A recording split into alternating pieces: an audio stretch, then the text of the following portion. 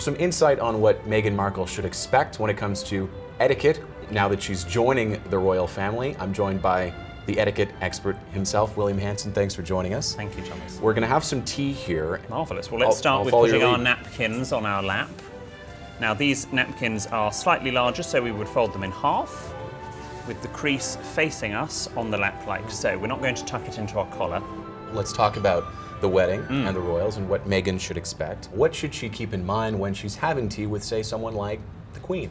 When she is dining with the Queen, whether it's tea or any other meal, she should not start before the Queen. And when the Queen finishes, when her cutlery goes together, that's the end of that, and Meghan finishes, regardless of whether there is food left on her plate or not. When Her Majesty's done, everyone's done. Exactly, and the Queen is a very quick eater. Okay, good to know. Now, show me how you would stir.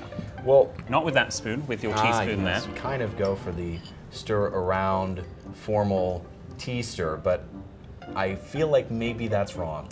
It is incorrect. Of course. Yes, we actually stir going back and forth, 6-12, 6-12, north-south, and then when you're finished, it's a gentle flick above, and then setting it back at the back of the saucer in line with the handle.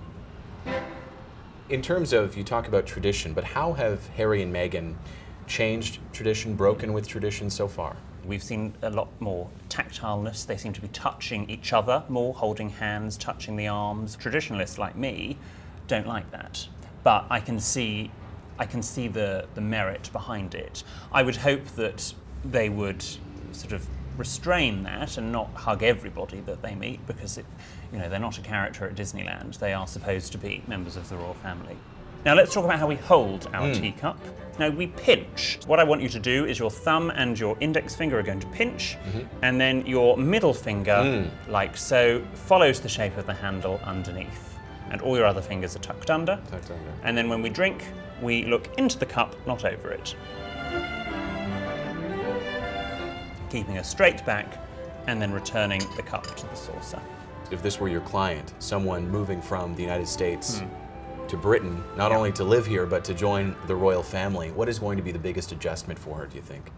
I think the biggest adjustment is going to be the sort of the intricacies and the things that have the slightly historical connection and the historical logic to it. Just watch to see what everyone else is doing.